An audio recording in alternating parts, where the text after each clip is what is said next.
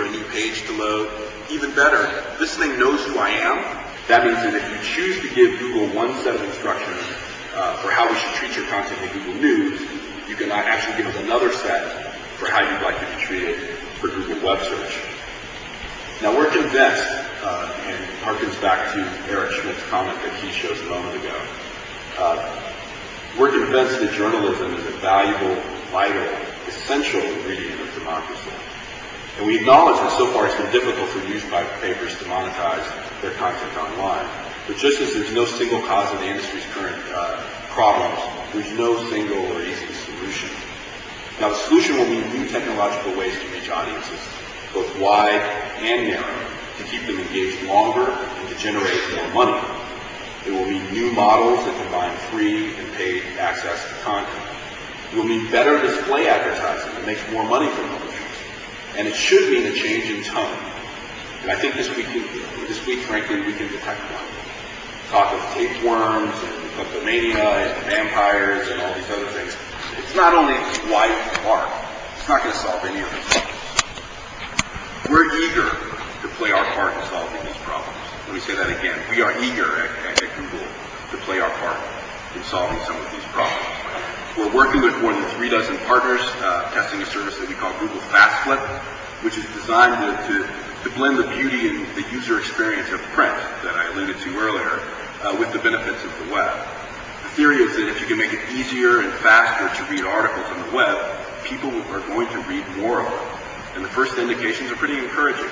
Our news partners like the New York Times and the Washington Post receive the majority of the revenue generated by the ads that are shown through the service. And since Fast Flip launched in September, we've had a great deal of interest from publishers, and we look forward very soon to announcing some new international partners. Now that's a start, and it's just a start. But it's also possible to see how together we can go much further toward this fantasy news gadget that I was talking about earlier. The astonishing advances in mobile phone technology, sophistication, and indeed ownership offer huge potential. As more of these phones become connected to the internet, they're transformed into mobile reading devices, providing unprecedented opportunities to deliver stories, lifestyle features, and yes, ads.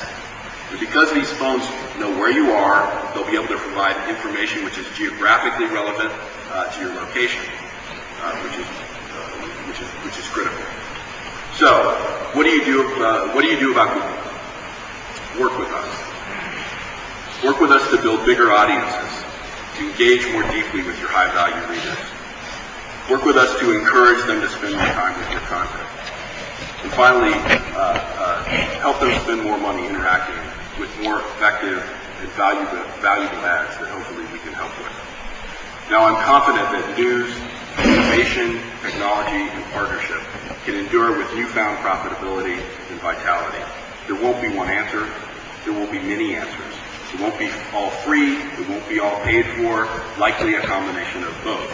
And I hope it will be with rather than without or against Google. But that choice, again, is yours. Thanks very much.